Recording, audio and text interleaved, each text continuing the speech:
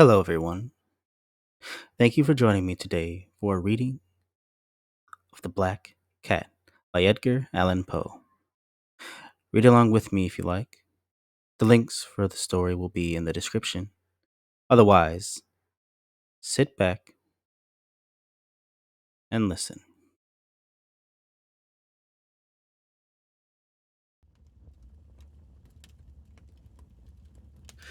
For the most wild, yet most homely narrative which I am about to pen, I neither expect nor solicit belief. Mad indeed would I be to expect it.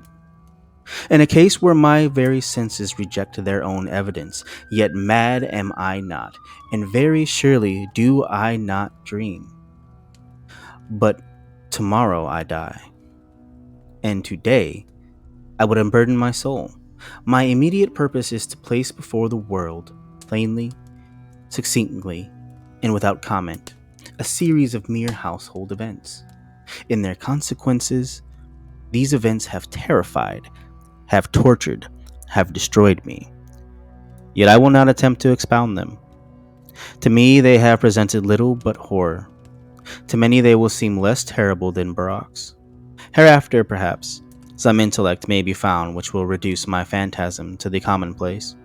Some intellect more calm, more logical, and far less excitable than my own, which will perceive in the circumstances I detail with awe nothing more than an ordinary succession of very natural causes and effects. From my infancy, I was noted for the docility and humanity of my disposition. My tenderness of heart was even so conspicuous as to make me the jest of my companions. I was especially fond of animals, and was indulged by my parents with a great variety of pets. With these I spent most of my time, and never was so happy as when feeding and caressing them. This, peculi- this peculiarity of character grew with my growth, and in my manhood I derived from it one of my principal sources of pleasure. To those who have cherished an affection for a faithful and sagacious dog, I need hardly be at the trouble of explaining the nature of the intensity of the gratification thus derivable. There is something in the unselfish and self-sacrificing love of a brute, which goes directly to the heart of him who has had frequent occasion to test the paltry friendship and gossamer fidelity of mere man. I married early, and was happy to find in my wife a disposition not uncongenial with my own. Observing, observing my partiality for domestic pets, she lost no opportunity of procuring those of the most agreeable kind. We had birds, goldfish, a fine dog, rabbits, a small monkey, and a cat. This latter was a remarkably large and beautiful animal, entirely black, a sagacious to an astonishing degree. In speaking of his intelligence, my wife, who at heart was not a little tinctured with superstition, made frequent allusion to the ancient popular notion which regarded all black cats as witches in disguise. Not that she was ever serious upon this point, and I mention the matter at all for no better reason than that it happens, just now, to be remembered. Pluto, this was the cat's name, was my favorite pet and playmate. I alone fed him, and he attended me wherever I went about the house. It was even with difficulty that I could prevent him from following me through the streets. Our friendship lasted in this manner for several years, during which my general temperament and character, through the instrumentality of the fiend intemperance, had I blush to confess it, experienced a radical alteration for the worse. I grew, day by day, more moody, more irritable, more regardless of the feelings of others. I suffered myself to use intemperate language to my wife. At length, I even offered her personal violence. My pets, of course, were made to feel the change in my disposition. I not only neglected but ill used them. For Pluto, however, I still retained a sufficient regard to restrain me from maltreating him. As I made no scruple of maltreating the rabbits, the monkey, or even the dog, when by accident or through affection they came in my way. But my disease grew upon me, for what disease is like alcohol? And at length, even Pluto, who was now becoming old and consequently somewhat peevish, even Pluto began to experience the effects of my ill temper. One night, returning home, much intoxicated from one of my haunts about town, I fancied that the cat avoided my presence. I seized him, when in his fright at my violence, he inflicted a slight wound upon my hand with his teeth. The fury of a demon instantly possessed me. I knew myself no longer. My original soul seemed at once to take its flight from my body, and a more than fiendish malevolence, gin,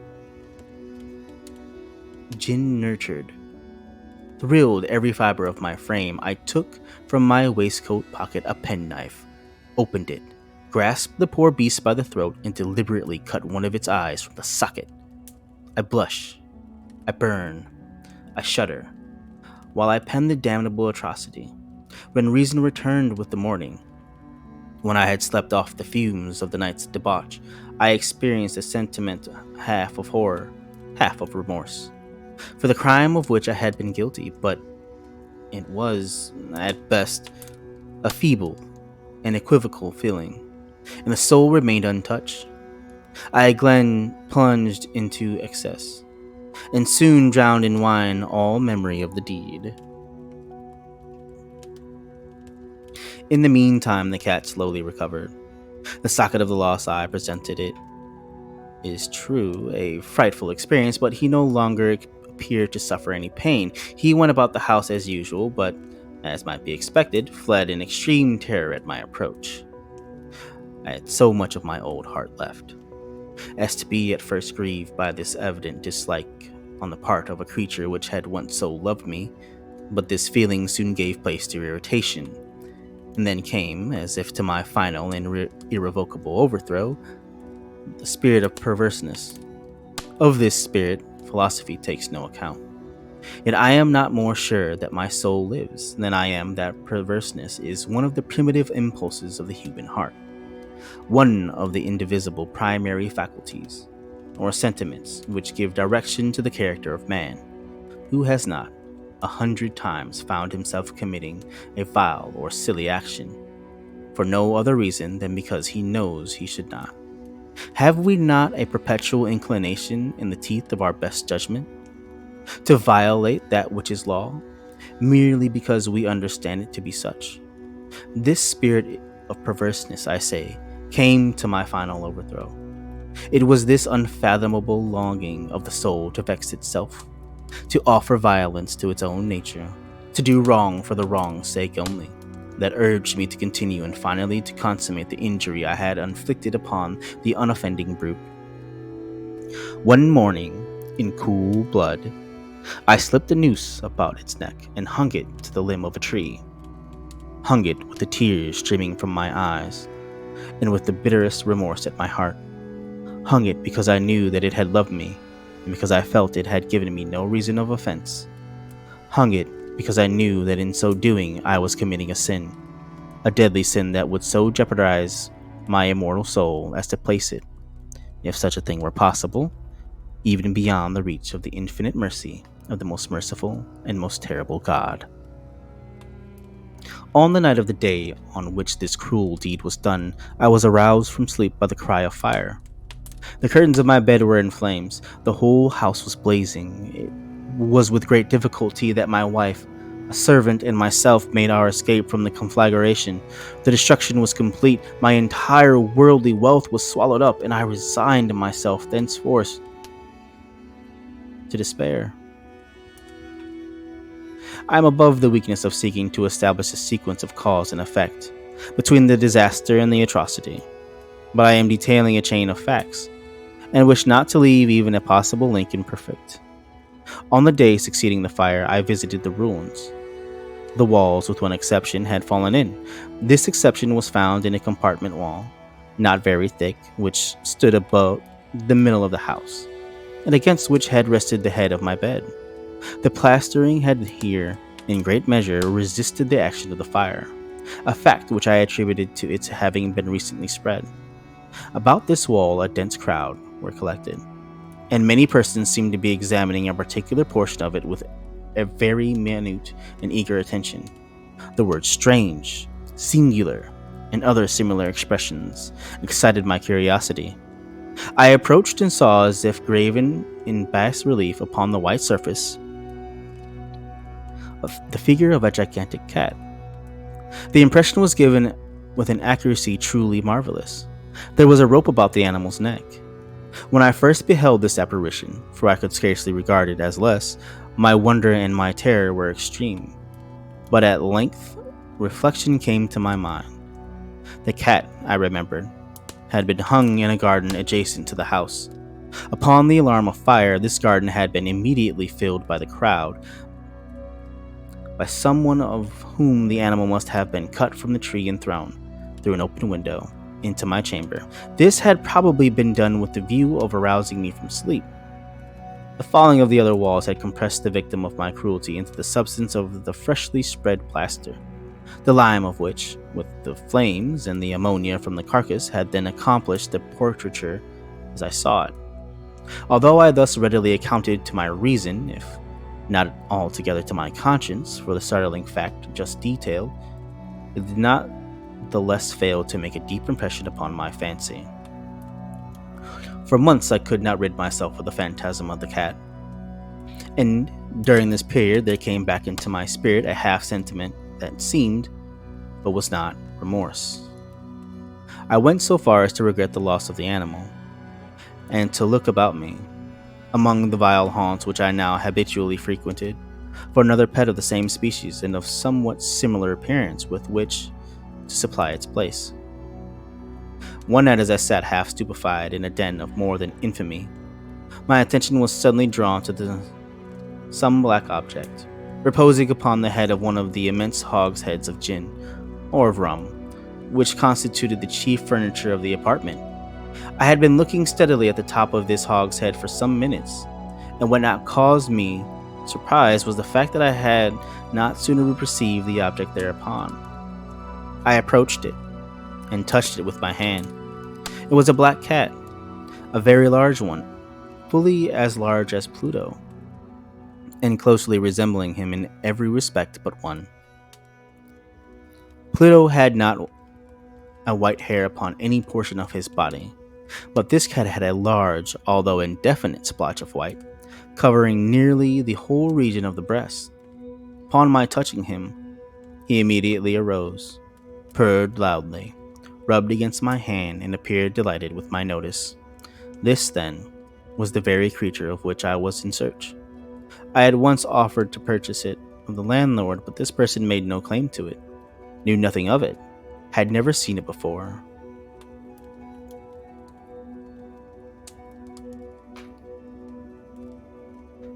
I continued my caresses, and, when I prepared to go home, the animal evinced a disposition to accompany me. I permitted it to do so, occasionally stooping and patting it as I proceeded. When it reached the house, it domesticated itself at once, and became immediately a great favorite with my wife. For my own part, I soon found a dislike to it arising within me. This was just the reverse of what I had anticipated, but I know not how or why it was, its evident fondness for myself rather disgusted and annoyed. By slow degrees, these feelings of disgust and annoyance rose into the bitterness of hatred.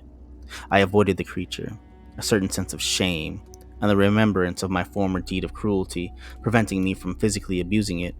I did not for some weeks strike or otherwise violently ill-use it, but gradually, very gradually, I came to look upon it with unutterable loathing, and to flee silently from its odious presence as from the breath of pestilence.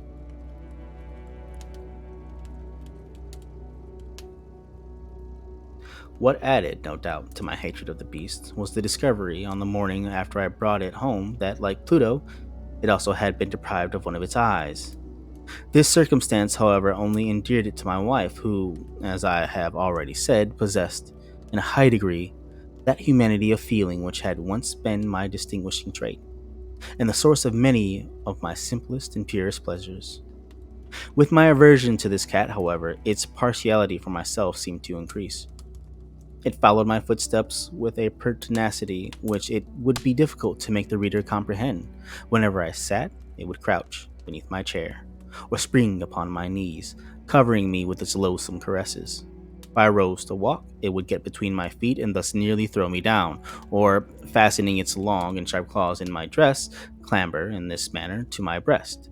At such times, although I longed to destroy it with a blow, I was yet withheld from so doing, partly by a memory of my former crime, but chiefly, let me confess it at once, by absolute dread of the beast. This dread was not exactly a dread of physical evil, and yet I should be at a loss of how otherwise to define it. I am almost ashamed to own. Yes, even in this felon's cell, I am almost ashamed to own that the terror and horror with which the animal inspired me had been heightened by one of the merest chimeras it would be possible to conceive.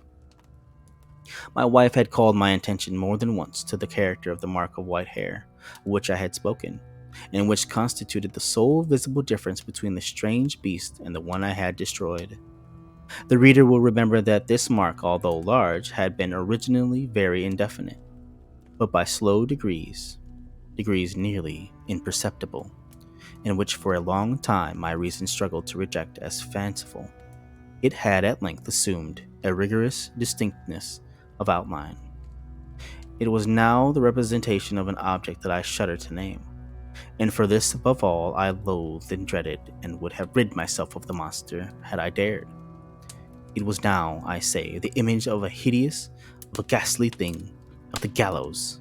O mournful and terrible engine of horror and of crime, of agony and death. And now was I indeed wretched beyond the wretchedness of mere humanity, and a brute beast, whose fellow I had contemptuously destroyed, a brute beast to work out for me a man fashioned in the image of the high God, so much insufferable woe. Alas, neither by day nor by night knew I the blessing of rest any more.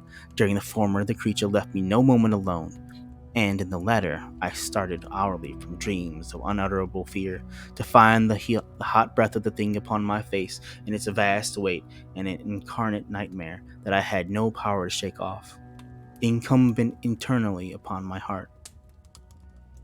Beneath the pressure of torments such as these, the feeble remnant of the good within me succumbed. Evil thoughts became my sole intimates, the darkest and most evil of thoughts. The moodiness of my usual temper increased to hatred of all things and of all mankind, while from the sudden, frequent, and ungovernable outbursts of a fury to which I now blindly abandoned myself, my uncomplaining wife, alas, was the most usual and the most patient of sufferers. One day she accompanied me upon some household errand into the cellar of the old building which our poverty compelled us to inhabit. The cat followed me down the steep stairs, and, nearly throwing me headlong, exasperated me to madness. Uplifting an axe and forgetting in my wrath the childish dread which had hitherto stayed my hand, I aimed a blow at the animal, which of course would have proved instantly fatal had it descended as I wished, but this blow was arrested by the hand of my wife. Goaded by the interference into a rage more than demoniacal, I withdrew my arm from her grasp and buried the axe in her brain. She fell dead upon the spot without a groan. This hideous murder accomplished, I set myself forthwith, and with entire deliberation, to the task of concealing the body. I knew that I could not remove it from the house, neither by day or by night, without the risk of being observed by the neighbors. Many projects entered my mind. At one period I thought of cutting the corpse into miniature fragments and destroying them by fire.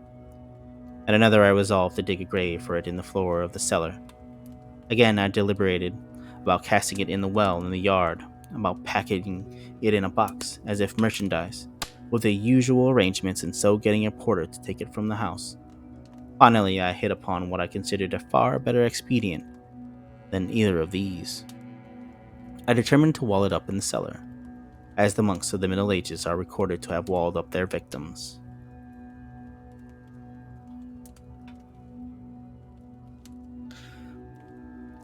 For a purpose such as this, the cellar was well adapted. Its walls were loosely constructed and had lately been plastered throughout with a rough plaster, which the dampness of the atmosphere had prevented from hardening. Moreover, in one of the walls was a projection caused by a false chimney or fireplace that had been filled up and made to resemble the red of the cellar. I made no doubt that I could readily displace the bricks at this point, inserted the corpse, and wall the hole up as before, so that no eye could detect anything suspicious. And in this calculation I was not deceived.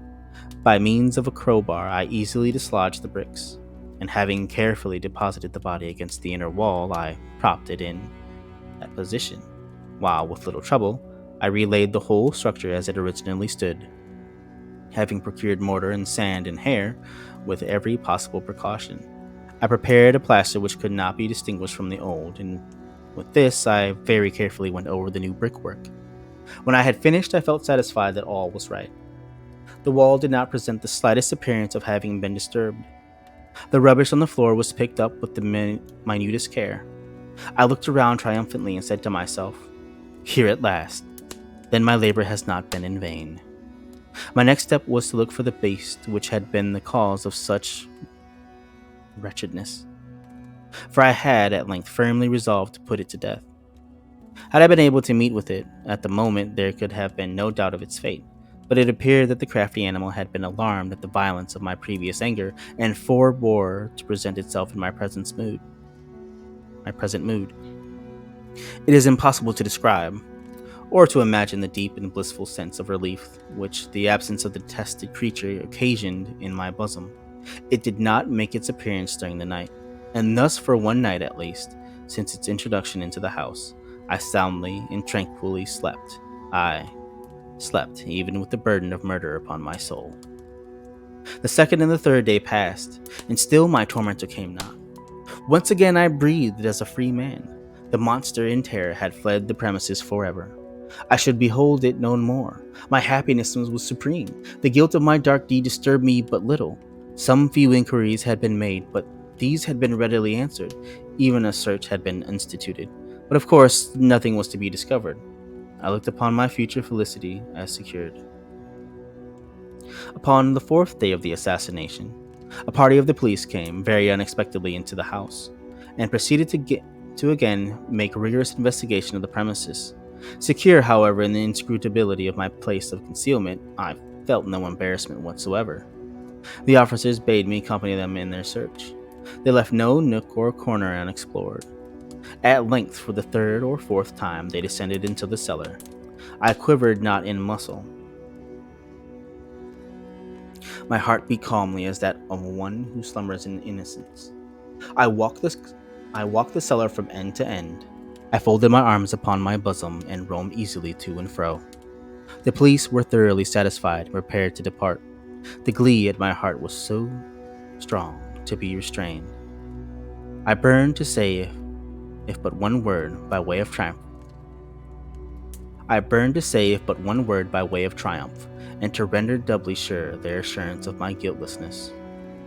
"Gentlemen," I said at last, as the party ascended the steps, "I delight to have allayed your suspicions. I wish you all health, and a little more courtesy. By the by, gentlemen, this is very well constructed house." In the rabid desire to say something easily, I scarcely knew what I uttered at all. "I may say an excellently well constructed house. These walls, are you going, gentlemen? These walls are solidly put together, and here." Through the mere frenzy of bravado, I rapped heavily with a cane which I held in my hand upon that very portion of the brickwork behind which stood the corpse of the wife of my bosom. But may God shield and deliver me from the fangs of the arch fiend. No sooner had the reverberation of my blows sunk into silence than I was answered by a voice from within the tomb, by a cry, at first muffled and broken, like the sobbing of a child, and then quickly swelling into one long, loud, and continuous scream, utterly anomalously and inhuman, a howl, a wailing shriek, half of horror and half of triumph, such as might have arisen only out of hell, conjointly from the throats of the damned in their agony and of the demons that exult in the damnation. Of my own thoughts it is folly to speak. Swooning, I staggered to the opposite wall. For one instant the party upon the stairs remained motionless, through extremity of terror and of awe. The next, a dozen stout arms were toiling at the wall. It fell bodily. The corpse, already greatly decayed and clotted with gore, stood erect before the eyes of the spectators. Upon its head, with red extended mouth and solitary eye afire, sat the hideous beast whose craft had seduced me into murder, and whose informing voice had consigned me to the hangman. I had walled the monster up within the tomb.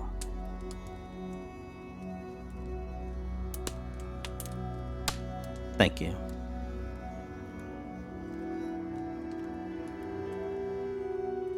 I Was the Black Cat by Edgar Allen Poe. Got one more for you guys today. I'll be posting that shortly. Cheers.